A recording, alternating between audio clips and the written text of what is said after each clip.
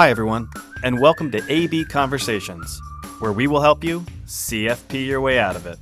A podcast where you get into the minds of a couple certified financial planners on how we think and feel about everyday financial planning questions and what should really matter most to you. A healthier financial life starts now.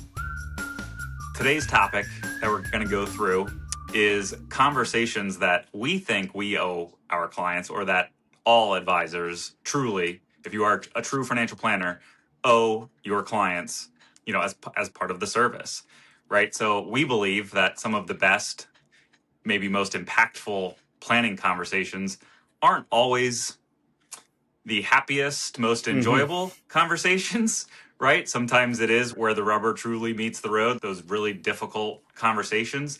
Yeah. It's great for us to be able to deliver, fantastic news and, hey, everything you want to do is perfectly accomplishable by doing nothing different. Usually that's not the reality for most people. So sometimes it is our job to help people pursue those dreams very simply. And sometimes it is to maybe slow down the process a bit, maybe slow them down a bit, challenge some of their assumptions, point out some risks that maybe they hadn't considered, and discuss maybe some of the possibilities that they would rather avoid through that planning process. But that doesn't always, like I said, sometimes that is maybe a little bit uncomfortable for both parties. And it's not just us and it's not just the client. Like, it is just an uncomfortable conversation sometimes, but those are usually where change occurs, like where we're hoping that there is some evolution and getting somebody onto the right path. And sometimes it takes a little bit of effort.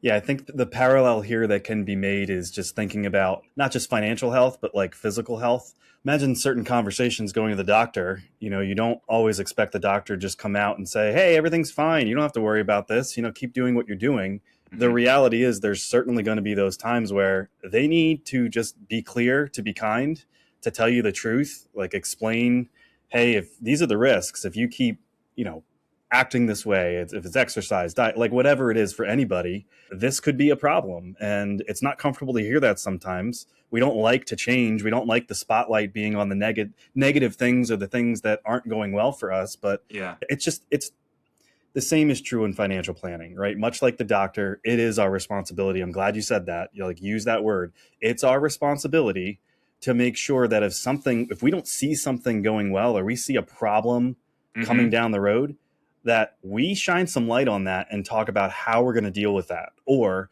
how we're going to adjust to that. So enough of a precursor. I think there are a lot of different parts of planning that we could talk about, but I'll just flip it back to you.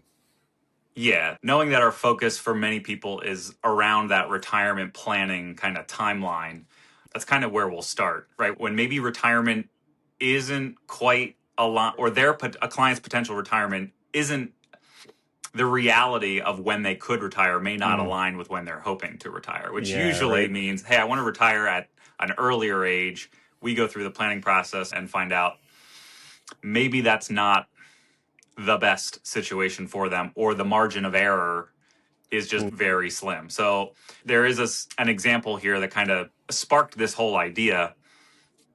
An incredibly uncomfortable conversation that I had with a client, probably a husband and wife, probably, I don't know, 3 or 4 years ago at this point. And it was a difficult conversation of, hey, here's what we're looking for. I want to retire, at this timeline. Here's what we're spending. Here's what we have saved, all of these things. And I had a really difficult time kind of navigating that conversation. And ultimately the client said to me, I just want to hear you say that I'm going to be okay. And in that moment, I couldn't. I did not feel that was true. And therefore, I didn't want to give a false sense of confidence for this person to retire early and then have to deal with maybe some really ugly dominoes later down the line. So just being able to have that conversation, talk through the trade-offs, right? If it's not now, here's what we need to kind of focus on. Like, these are the different levers that we can pull. And now here we are, however many years later. Like I said, it's only been, 3-ish maybe. Client just retired in a much better spot, just feeling very confident and feeling, I think, very grateful for the process that we went through. Now, at the time, I didn't feel good leaving that conversation. I know they did not feel good leaving that conversation, but I'm so, so glad that we were able to have that open and honest discussion to hopefully lead to the point that we're at now where everybody feels much better about where things are headed now moving forward. It's such a good example of like the job that we really are required to do. And I don't know whether I'm talking to like our client base here or like just a general listening audience, or whether I'm going to say this for other advisors, but I understand there's like a certain degree, part of it being uncomfortable is if I just give them this bad news or this negative news, then they're going to fire me. Like they're not going to want to work with me anymore. And I totally get that. But that doesn't replace the conversation that needs to be had, because fast forward, had you just said to, now I realize who you're talking about. Had you just said to that client, you know what? Yes, I think this will be fine, right? You just succumb to what he wanted you to say, that he was going to be okay. Then down the road, things aren't looking good. Then you're going to have a tough conversation later then anyway, right? That, hey, this didn't go the way that we thought it would go. And now we don't have other levers to pull. Maybe it's now you can't go back to work, or we can't adjust when you select Social Security, or whatever the combination of assumptions we were using was. So it is, while it's uncomfortable, right? I'll just double down on your comment. There are things that clients need to hear from us, even if it is uncomfortable. And I'll maybe pivot here to maybe go into some more of these specifics. Sometimes what makes it uncomfortable is clients aren't thinking about the things that we know would be bigger variables later in life.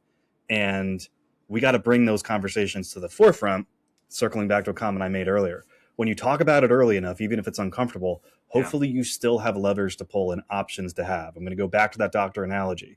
If we know there's a risk potentially down the road, better to know now what adjustments I can make that will potentially lead to a better outcome. Yeah, and I think, I know we've said this many times, our role in this process isn't necessarily to just be black and white with, hey, here's exactly what you need to go, here's what you need to go do, kind of take it or leave it.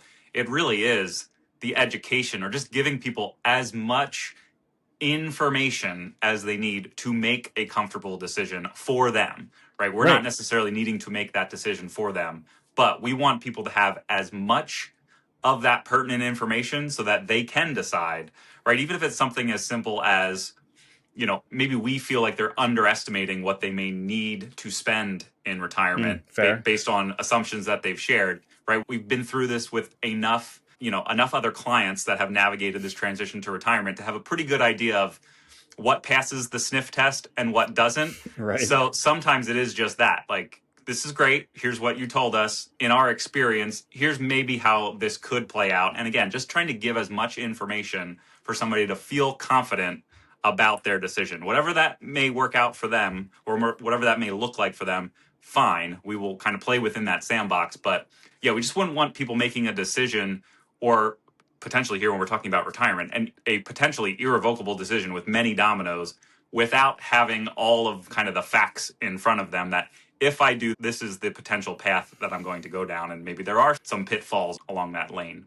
Yeah, we want to be optimists, right? We want to meet people where they are around this very exciting transition, into retirement, specifically talking about retirement.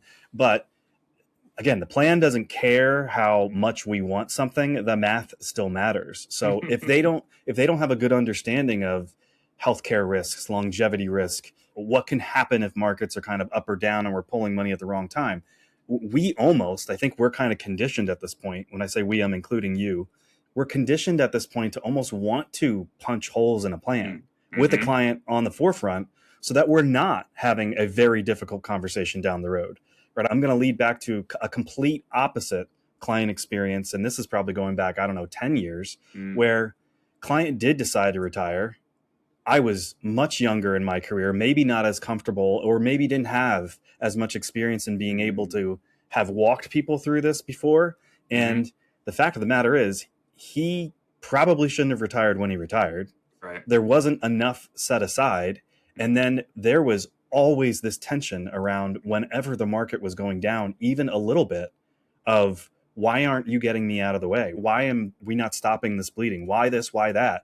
And the finger pointing really came back at me, where had it just been healthier conversations on the front end, a lot of that probably would have been avoided. So I think it's just super important in the planning process to not only have these tough conversations, but let's plant the seeds for the things that can go wrong, adjust the plan on the front end. And that really is probably saving tough conversations later.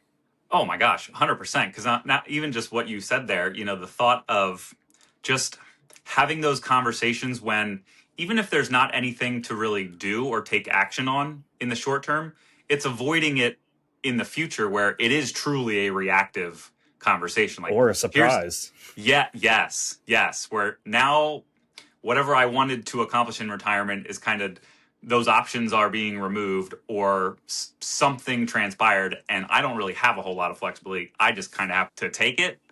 And we know that's not where we want clients to get to. So even again, if we're not making a decision in the here and now, it's or at least planting the seed, like you said.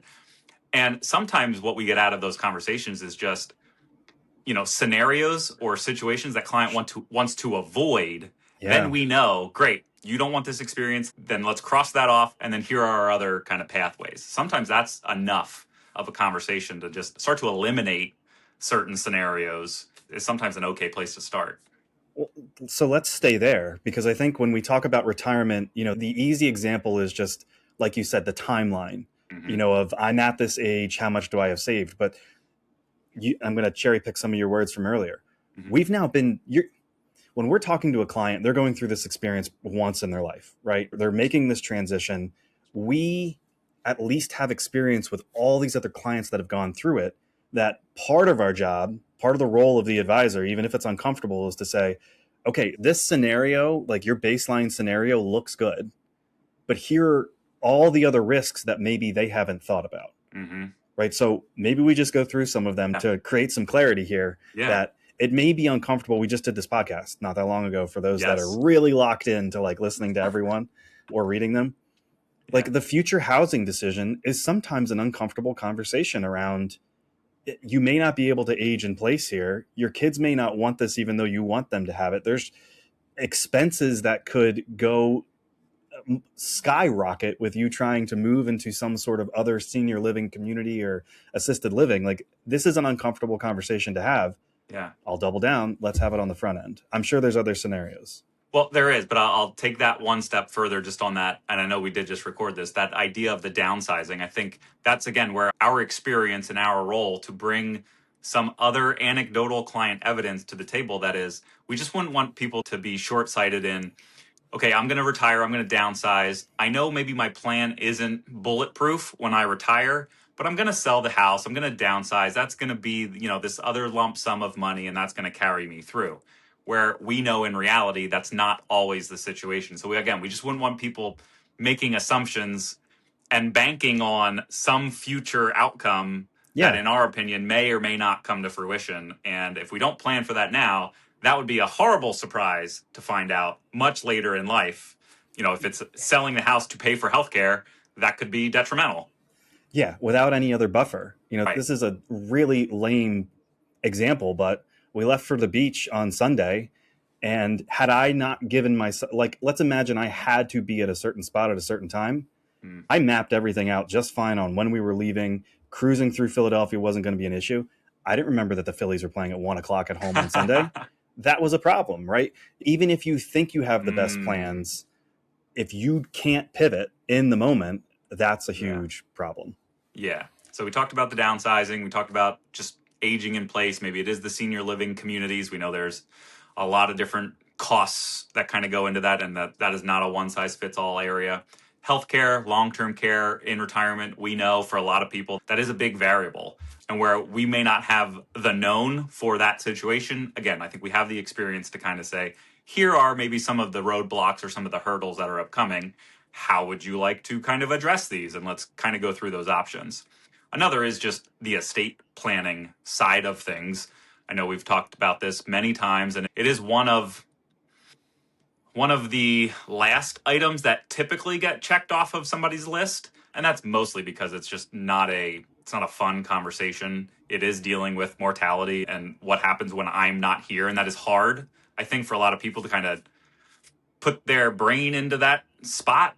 Like, okay, now I'm gone, what would I want to see happen? But it's those potential for complexity, right? If there's a child that has special needs, that's obviously has its own hurdles.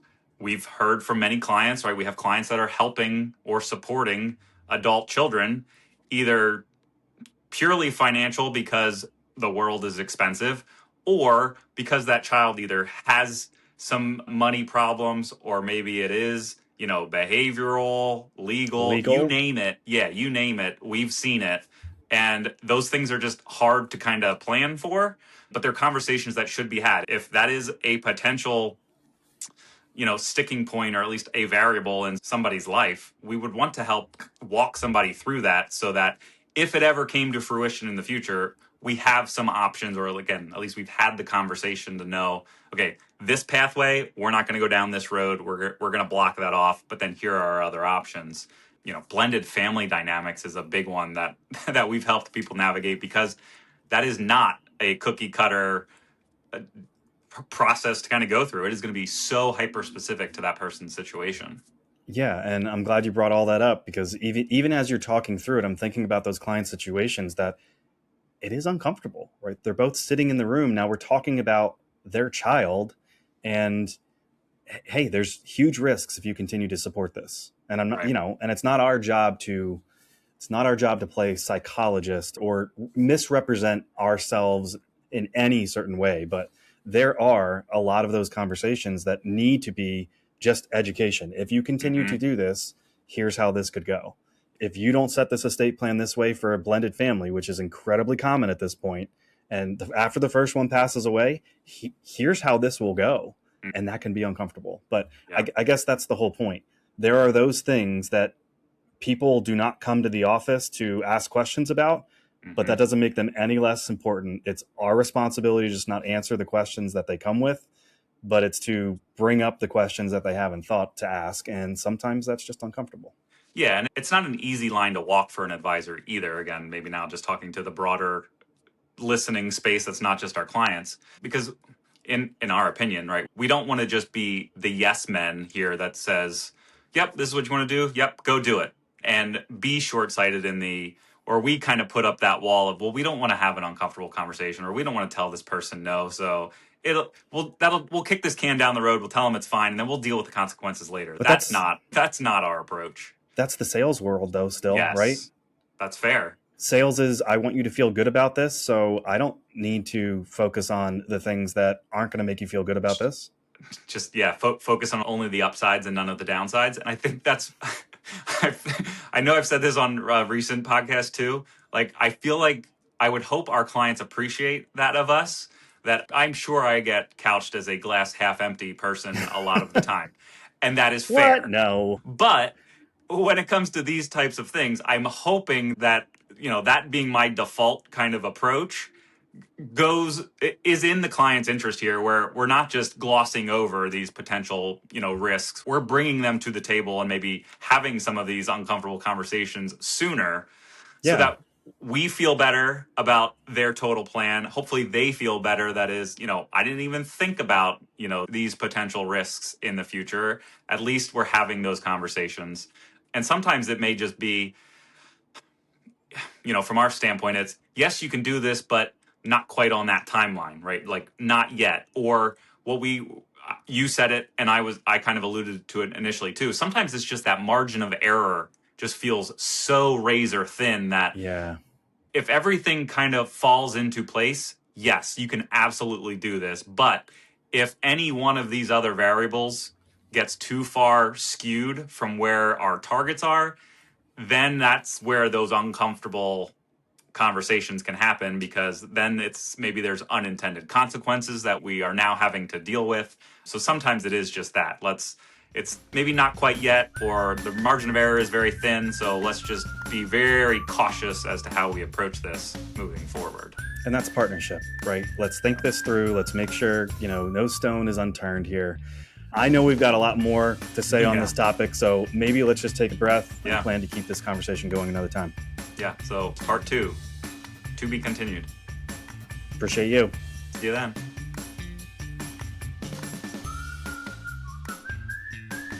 Hey everyone, Adam and I really appreciate you tuning in. Please note that the opinions we voiced in the show are for general information only and are not intended to provide specific recommendations for any individual. To determine which strategies or investments may be most appropriate for you, Consult with your attorney, your accountant, and financial advisor or tax advisor prior to making any decisions or investing. Thanks for listening.